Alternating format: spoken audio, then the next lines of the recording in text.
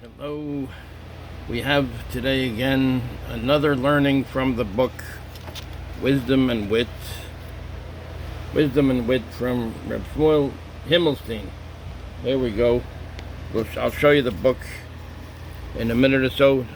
First, let's take a look at the two Divrei Torah we'll learn from it right now. Here, let's see. This one is very interesting. Doctoring oneself. A certain man came to Rebbe Avraham of Slonim, the base of Ram, and told the Rebbe that he had no need for a Rebbe of his own. He had read many works of the different Rebbes and had learned from all of them on his own. The Rebbe answered him, "Let me illustrate to you with an analogy what you have done. Imagine a man who had never studied pharmacy, but who receives a book containing the formulas for all the different types of medicines. The man then makes up all the medicines, reasoning that as each medicine serves to cure different things, his taking of all of the medicines would surely keep him in good health. The fallacy, though, is that certain medicines are only to be used when one suffers from a specific illness, and not otherwise. In fact, it takes such medicines, if one takes such medicines when one does not need to, they can be extremely harmful. In addition, some medicines can interact very negatively with others and cause great damage, and possibly even death, to one who takes them together. Thus, a person needs a trained pharmacist to tell him what to take and when to take it. Similarly, all the Torah study you have needs direction. It needs direction, which cannot be gained just from Sefarim, from the Hebrew books, from the Hebrew Torah books. You need a Rebbe who knows you and can guide you on the proper path. So in other words, one shouldn't doctor oneself. It's very good to learn the Sefarim, etc., but one needs a Rebbe to help him out, to help him or her out to go along the right way. A Rebbe that is very learned in the Torah, that knows him or her, that can help them out. Let's take a look. Another very interesting Devar Torah here, a word of wisdom. Seeking the ignorant.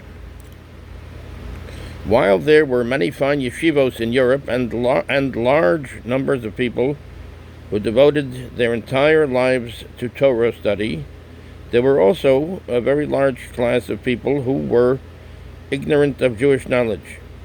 Many children were given the opportunity to learn for only a few years before being forced to go out to work to help support the family. These people were Torah observant, but were viewed as a distinct underclass and often had no means of acquiring knowledge. Rabbi Yisrael Meir, the Chafetz Chaim, could not allow this condition to persist. Rabbi Yisrael Meir HaKohen, the Chafetz Chaim, could not allow this condition to persist. In spite of his heavy schedule, he took time to give a class specifically for these people, between Mincha and Ma'ariv each day. Here, this is a picture of Rabbi Yisrael Meir HaKohen. And here's another picture on one of his, Rabbi Yisrael Meir HaKohen. He's the Chafetz Chaim. The Chafetz Chaim, the renowned Chafetz Chaim, with one of his Svarim. Anyway, Rabbi Yisrael Meir HaKohen, the Chafetz Chaim, could not allow this condition to persist.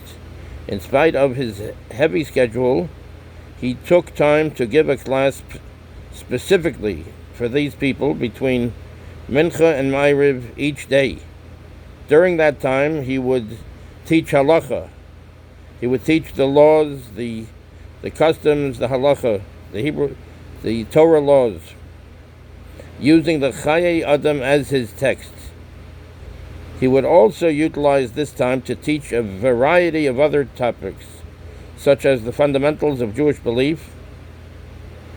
On Shabbos, he would give a class in Parshas HaShavua. On Shabbos, he would give a class in the Parsha of that week, that is read from the Sefer Torah. Again, geared to those who did not have a strong Torah background.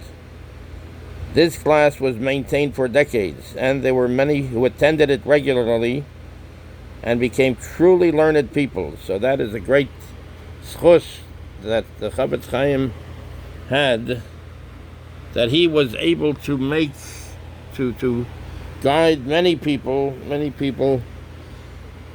to become knowledgeable of the Torah, and to look after the people that were not full-time yeshiva students.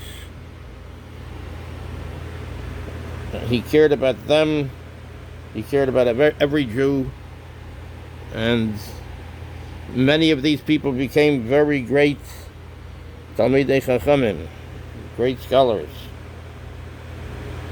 So this is a great thing. And then they in turn became teachers themselves. They became Rebbes and teachers, and so it went on further generations. That's a very great schus. This here, anyway, we got this book. You can get this book too.